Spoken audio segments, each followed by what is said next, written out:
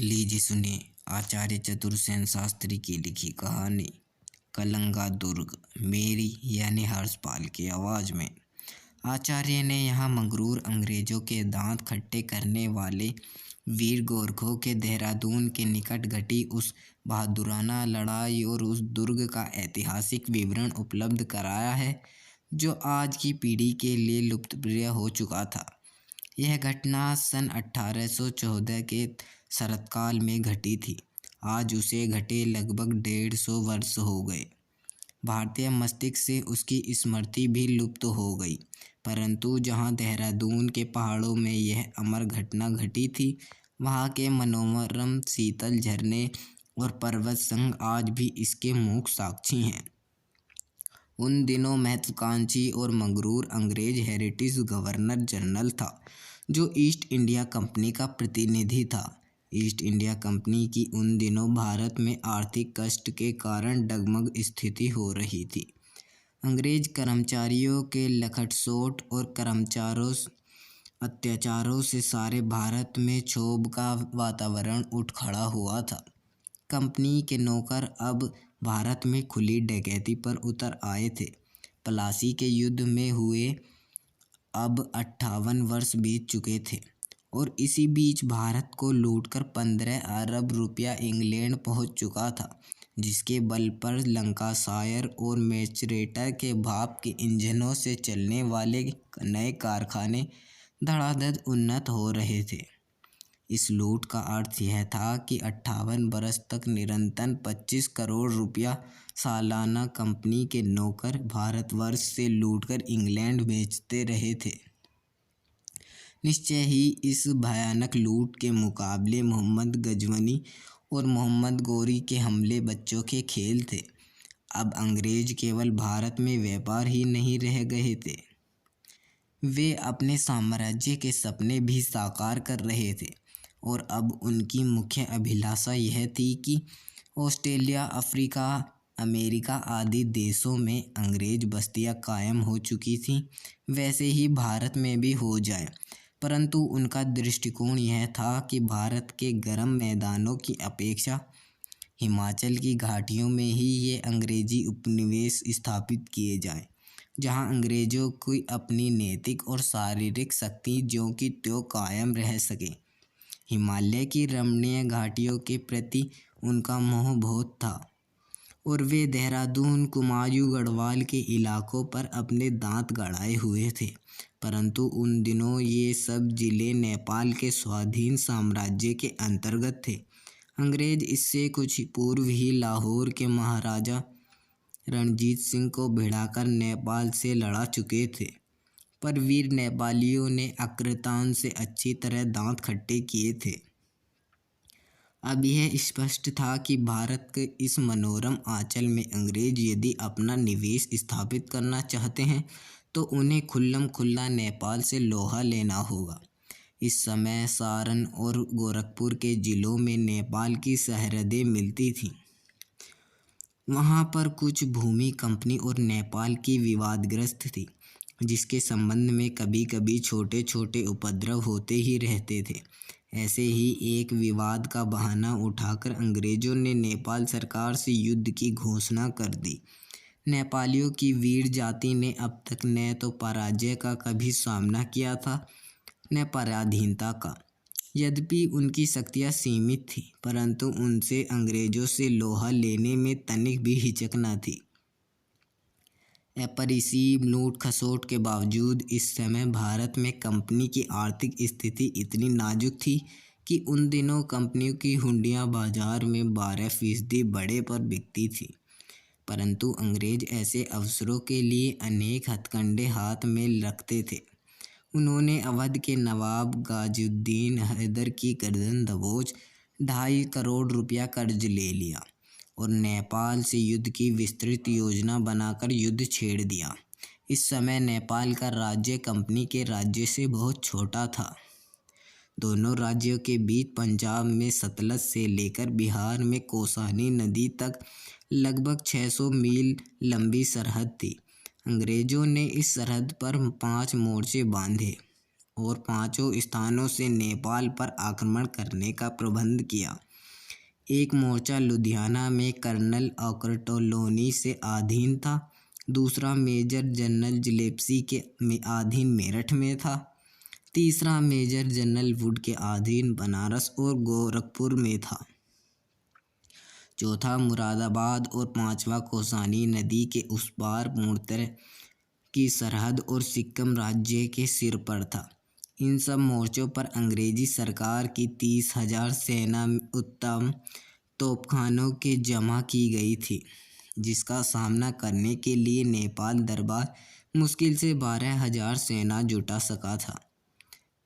उसके पास काफ़ी धन न था, न उत्तम हथियार, और कूटनीति में तो वे अंग्रेज़ों के मुकाबले बिल्कुल ही कोरे थे। मेजर जनरल जिलेप्सी ने सबसे पहले नेपाल सीमा का उल्लंघन कर देहरादून क्षेत्र में प्रवेश किया। नाहन और देहरादून दोनों उस समय नेपाल राज्य के अधीन थे। नाहन का राजा अमर सिंह थापा था, जो नेपाल दरबार का प्रसिद्ध सेनापति था। अमर सिंह ने अपने भतीजे बलभद्र सिंह को केवल 600 गोरखा देकर जिलेप्सी के विरोध को भेजा। बलभद्र सिंह ने बड़ी फुर्ती से देहरादून के 3.5 मील दूरी नाला पानी की सबसे ऊंची पहाड़ी पर एक छोटा सा अस्थायी किला खड़ा किया। यह किला बड़े बड़े अनगढ़ कुदरती पत्थरों और जंगली लकड़ियों की सहायता से रातों रात खड़ा किया गया था। हकीकत में किला क्या था? एक अधूरी अनगढ़ चारदीवारी थी, परंतु बलभद्र ने उसे किले का रूप दिया। उस पर मजबूत फाटक चढ़ाया और उस पर नेपाली झंडा फहराकर उसका नाम कलंगा दुर्ग रख दिया। अभी बलभद्र के वीर गोरखा इस अनगढ़ पत्थर के ढोकों को एक पर एक रख ही रहे थे कि जिलेप्सी देहरादून पर आ धमका। उसने इस अद्भुत किले की बात सुनी और हंसकर कर्नल मावी की अधीनता में अपने सैनिकों को किले पर आक्रमण करने की आज्ञा दे दी।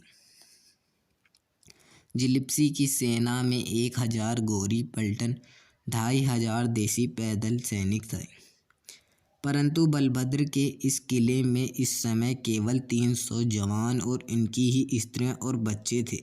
उसने उन सभी को मोर्चे पर तैनात कर दिया।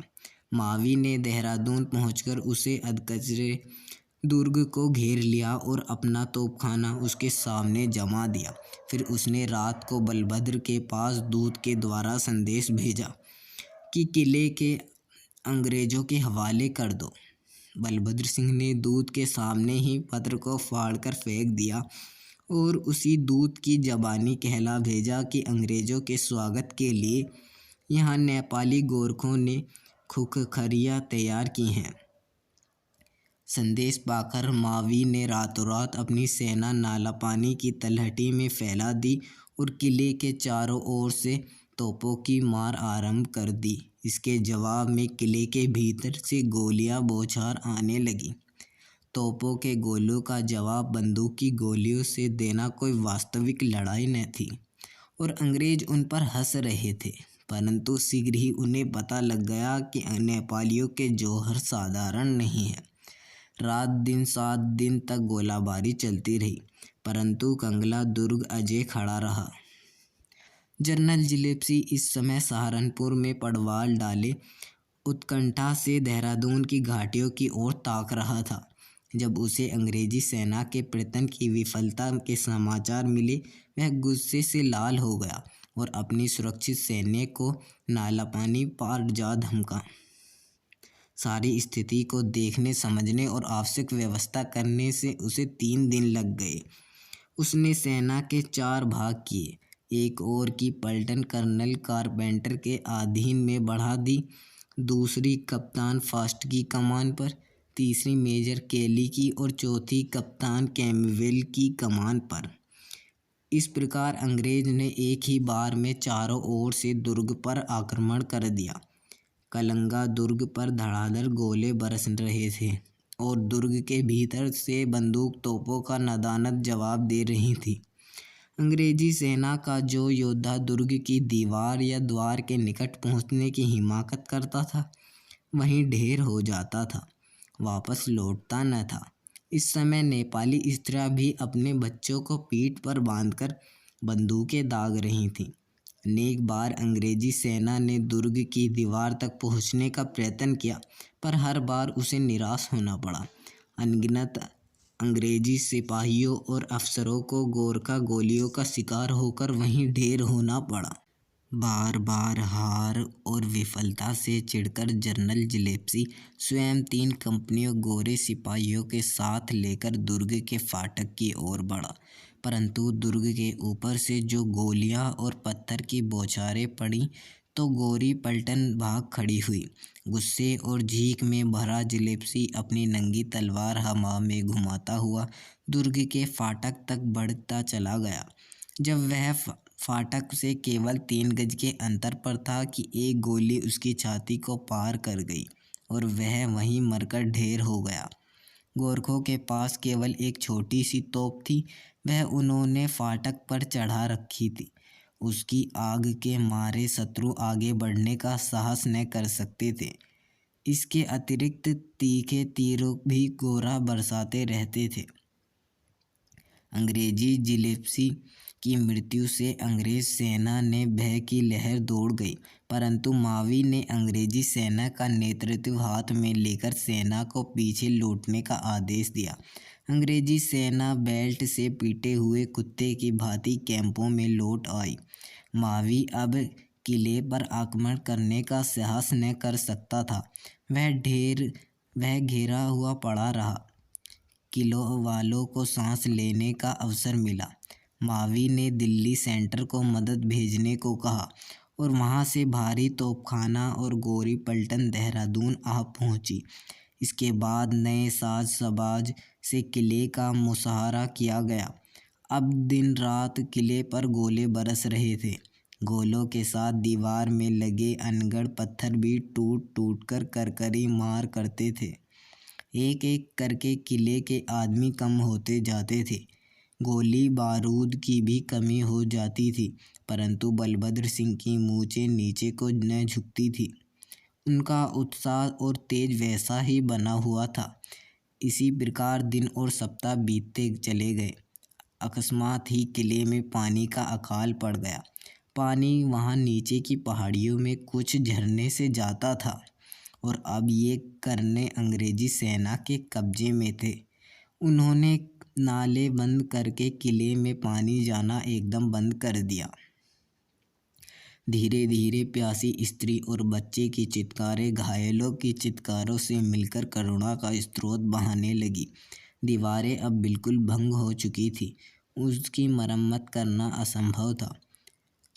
तोप के गोले निरंतर अपना काम कर रहे थे। उसकी तोप भीषण गर्जना के साथ ही जख्मियों की चीखें, पानी की एक बूंद के लिए स्त्री और बच्चों का कतार क्रुंद दिल को हिला रहा था। ये सारी तड़पने, चित्कारें और गर्जन तर्जन सब कुछ मिलाकर उस छोटे से अनोखे दुर्ग में एक रौद्र रस का उपसमा उपस्थित कर रहा था और उसकी छलनी हुई भंगी दीवारों के चारों ओर अंग्रेजी तोपों का आग और मृत्यु का लेन देन कर रही थी।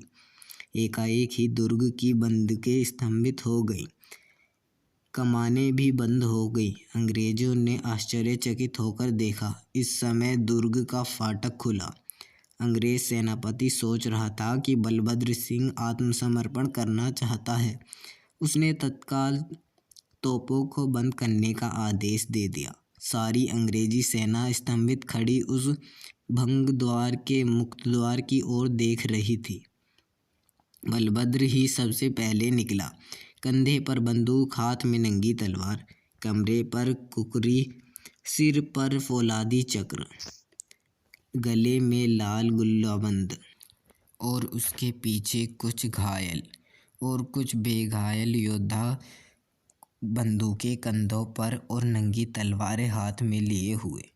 उनके पीछे स्त्रियां, जिनकी पीठ पर बच्चे कसकर बंधे हुए और हाथों में नंगी खुरकियां। कुछ 70 प्राणी थे, सब प्यास से बेताब। बलभद्र का सीधा शरीर, चेहरा हंसता हुआ, मूछें नोकदार, ऊपर की ओर चढ़ी हुई, सिपाही की नापी तुली चाल चलता हुआ वह अंग्रेजी सेना में धंसा चला गया। उसके पीछे उसके 70 साथी स्त्री पुरुष। किसी का साहस उसे रोकने का न हुआ। बलभद्र सिंह अंग्रेजी सेना के बीच से रास्ता काटता हुआ साथियों सहित नाला पानी के झरनों पर जा पहुंचा। सबने जी भर झरने का स्वच्छ ठंडा और ताज़ा पानी पिया।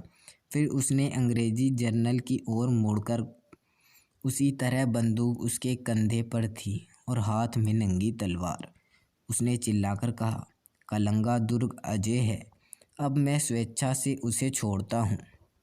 और वह देखते देखते अपने साथियों सहित पहाड़ियों में गुम हो गया।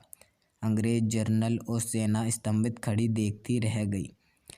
जब अंग्रेज दुर्ग में पहुँचे तो वहाँ मर्दों, औरतों और बच्चों की लाश के सिवा कुछ न था। ये उन वीरों के अवशेष थे जिन्होंने एक डिवीज़न सेना को 1 महीने से भी अधिक रोके रखा था, और वह वहाँ के संग्राम में जनरल जिलेस्की को मिलाकर अंग्रेज़ों के 31 अफसर और 720 सिपाही काम आए थे। अंग्रेज़ों ने किले पर कब्जा कर उसे जिमीदोज कर दिया। इस काम में उन्हें कुछ घंटे लगे।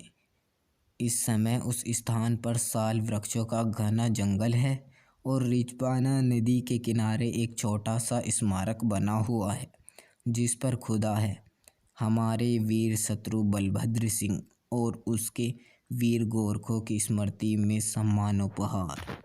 अभी आप सुन रहे थे आचार्य चतुरसेन शास्त्री की लिखी कहानी कलंगा दुर्ग, मेरी यानी हर्षपाल की आवाज़ में।